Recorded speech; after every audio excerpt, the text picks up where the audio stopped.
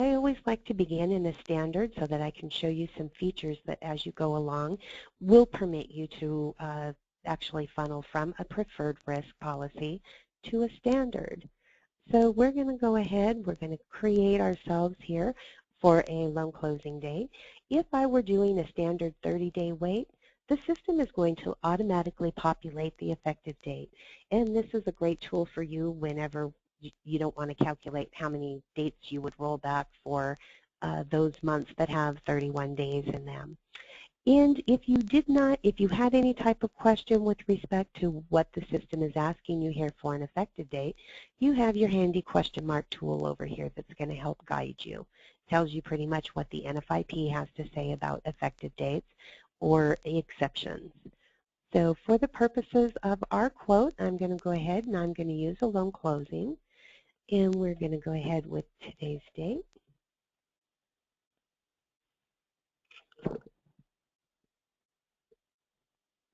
We'll just go ahead and use myself as the guinea pig here this morning. Once again, we ask for some additional information here with your home phone number or cell phone number of your insured.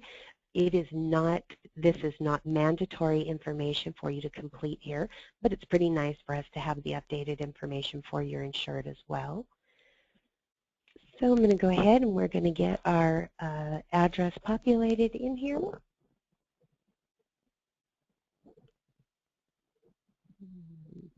We're visiting Margate, Florida this morning.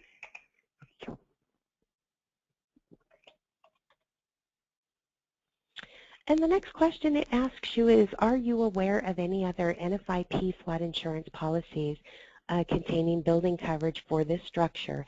If you were doing a transfer at renewal so that their prior policy was going to lapse and you were taking this policy over for them upon their renewal, you're not going to want to mark this yes. You're still going to want to go ahead and keep it no, so that we're telling the system that we are not creating duplicate coverage for them. Now, as you see populated in front of us is a property address verification. This is asking you, is this property address correct? And the reason why we do that is because as we continue to go forward with this, your property address is going to become locked down. It's not going to be editable for you once I accept this and say yes. If I needed to make changes, I could simply go ahead and I could back this out and delete it and start anew right here without having to go back into my quote. So I'm going to say yes, this is correct. And as you can see, it changes. So it looks like this. This is letting you know that no matter what I click on here, I cannot amend my property address. Don't worry, later on in the presentation, I am going to show you what you would do if you discovered after you had completed a quote, or even if you were in this very early stage, how we would remedy that situation. So we're just going to go forward with this for now. Next, it comes to my community information. If I already had documentation and I knew what the flood zone was, or what I suspected it was, and all I wanted to know was if it was still current, so if you had an old elevation certificate, I could click on Community Lookup, and it's going to auto-populate for me my most current map, panel, and suffix here. Notice it leaves the flood zone blank. Okay, so over here to the right, it populates for you the initial firm date for this community, and it lets you know that the program type, that they're in the regular program. If they happen to be emergency, you would see that here. So I'm going to go ahead and I'm going to run a zone determination for you.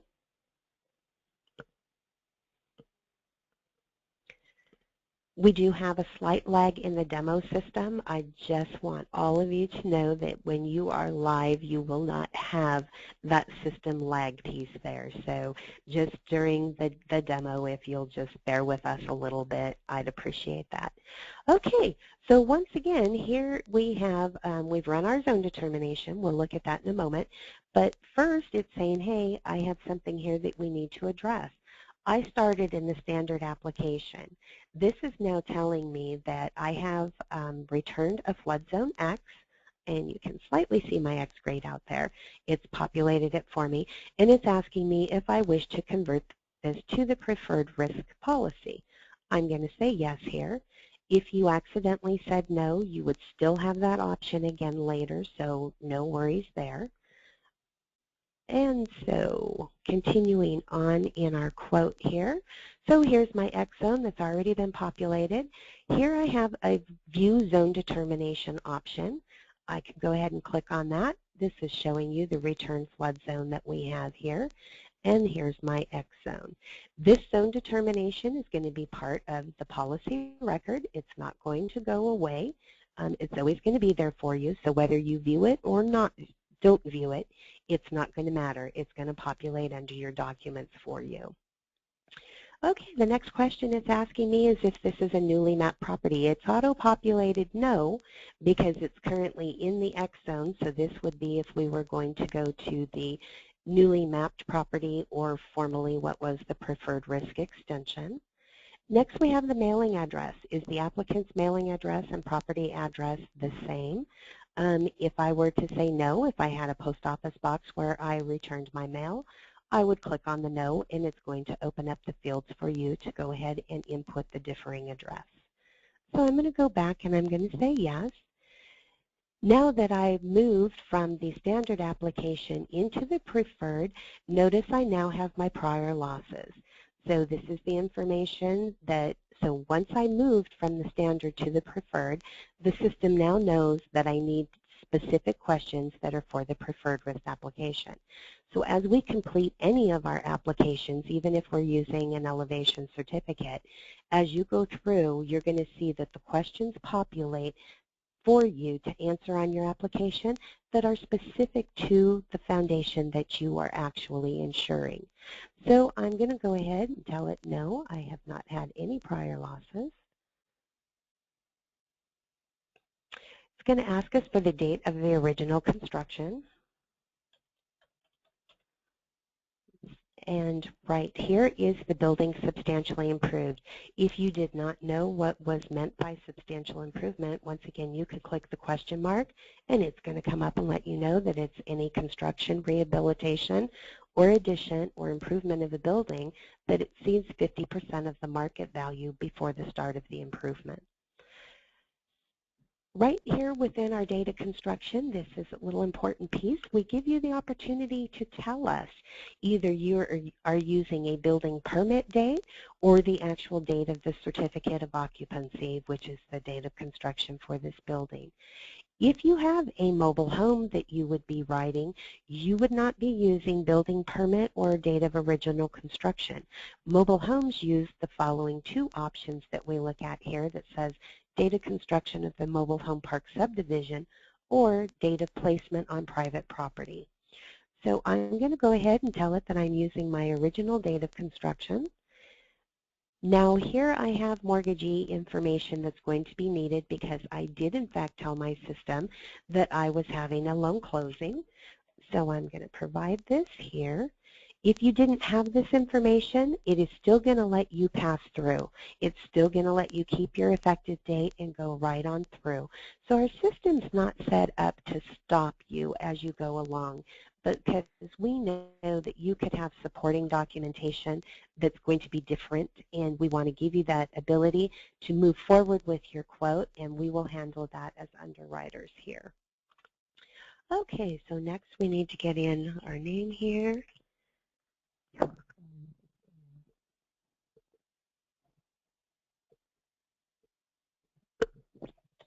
All right, so now I've got my mortgage information here. Renewal billing instructions. Here are my options, and this is next year when the policy comes up for renewal, who's the expected payer of the renewal bill. So because I did put in mortgage information, I have that as one of my drop-down selections. So if I were escrowed, I can select first mortgagee here. Next, we have populated already some of the more common questions that actually are no, but you want to be aware of them. So any coastal barrier resource or OPA, was that indicated? So it's already populated these as no, severe repetitive loss. Are there other buildings at the described location? We know that mortgage companies are now asking insureds to obtain policies for outbuildings and things like that. So if you had others, you could go ahead and select yes. What it's simply going to do is let you know that the only detached building that is covered with the standard flood policy is a detached garage. Any others would need to be have their own separate policy. So I'm going to say no. And so as you can see, the rest of my questions here are populated. Is the building walled and roofed? And this is simply making sure that the structure you're insuring meets the definition of a building. Next, it's going to ask me what the estimated replacement cost is of my structure. So I'm going to do $250,000. And here we have the occupancy. As you will see, our drop-down selections here are far more than what you may have encountered with other vendors. The NFIP only requires that we have, I think, 4 or 5 that are mandatory, but we want as much information about your building that you're insuring as we possibly can get, and it's just going to help you more accurately rate your structure. So I'm going to go ahead and say I have a single-family dwelling. It wants to know what my building purpose is we want to make sure that it's 100% residential. And here's we have our property owner information. The 7/6/2012 was the old Biggert Waters. That was how we tracked those. It's still in here as a question, but that's not a problem. Right here we have, will the applicant live in the building more than 50% of the year? So what we're doing here is we're identifying that we do have a primary residence, and that this is also going to assist us in making sure that we pull the correct surcharge for this property. And once again, you will see your question mark here that's going to help you out if you did not know what that question was clearly asking you. So I am going to say no, I'm not going to be in this structure for 50% of the year. Next I have my foundation pieces. As you can see, we have slab on grade, elevated on a crawl space, and as I make my selection through here, the system is going to populate for you what the diagram numbers are that the NFIP manual uses for the lowest floor guide. If you looked at this and said, nope, that's not exactly what this building looks like, and you come down here and you say, I think it's on a crawl space, in here we have an elevated building with an above-grade crawl space. Lets you know that primarily your crawl space floor is 5 feet or less between the crawl space floor and the next higher floor. This also permits you down here in the blue, it tells you what the identifying characteristics are of a foundation with this foundation type. So I'm going to use slab on grade. We're just going to make it easy and get whizzed through here really quick. The number of floors. And here we have our coverage options. Coverage options, building and contents coverage, or I could do contents only. Now because this is a preferred risk and these are packaged, this is the reason that I only have these 2 options here. So we're going to go ahead and select our building amount of coverage at $150,000. It automatically is going to populate the deductible that this insured is permitted to have based off the coverage limits that they are selecting. So I'm going to go ahead and we're going to rate the policy.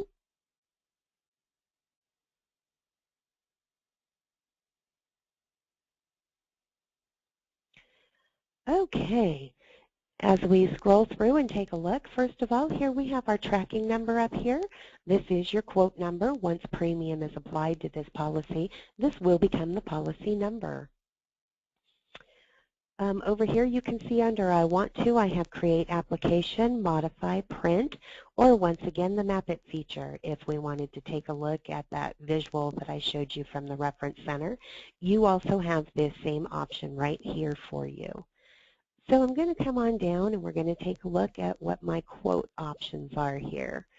As you can see in the quoting phase, we have highlighted here in green, which is the $150,000 building and $60,000 in contents, that was the amount that I requested.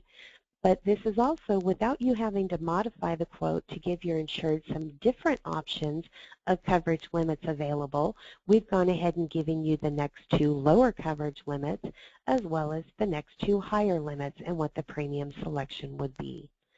So I'm pretty happy with my 150 and 60. So I'm going to go ahead and I'm going to create my application.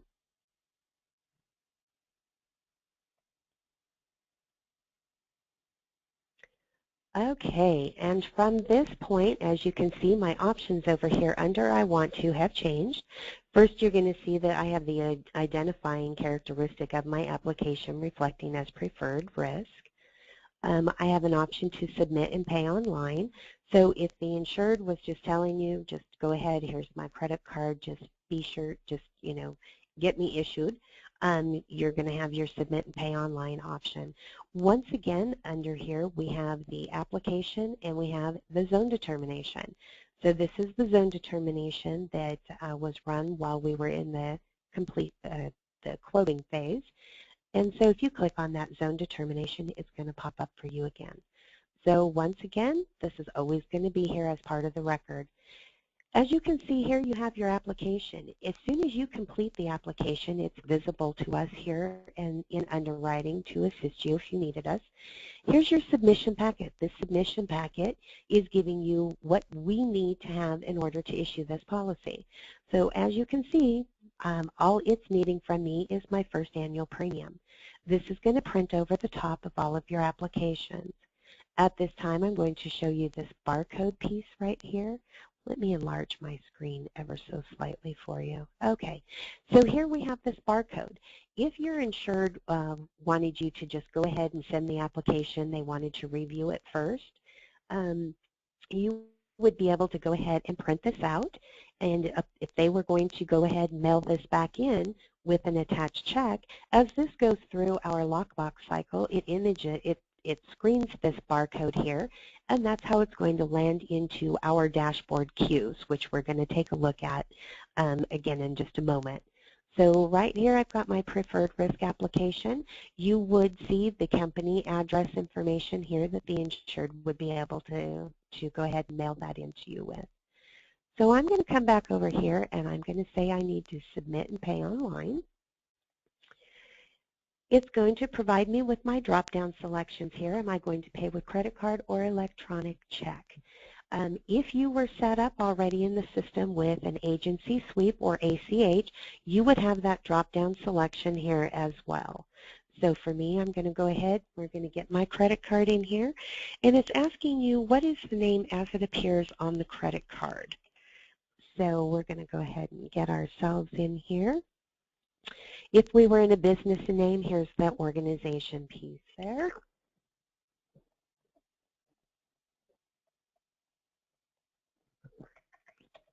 All right, and here we have our information. We take all major credit cards, Visa, MasterCard, American Express, and Discover. So I'm going to use my trusty Visa today. And it wants to know the expiration of my credit card. And I can go ahead and click on Pay Now. All right, so at this point in time, it says your payment was successfully processed. I can view my receipt from here. So you would be able to give your insured their policy number and their receipt number here, which is similar to a tracking number for them.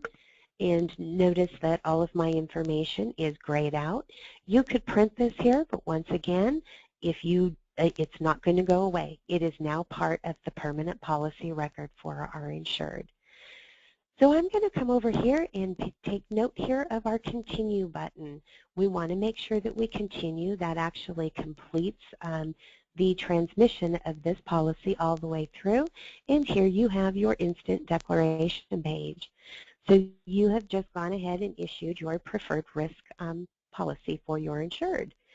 So as you can tell by this, all of your, once again, your information would be here. Here's the insured's property location and delivery address. And voila, you are finished. And my mortgage company's copy is going to be in my policy, so I will show that to you now. So right here, I can return to policy details. And right here, you're going to see every one of those you're going to see the application that we created, the zone determination, the insured's payment receipt, once again, is right there. This is your complete policy record. Here's my first mortgagee's declaration page that is going to be printed and mailed out to them as well. At this time, since I'm in the policy detail, we're just going to go ahead and take a look at all of the information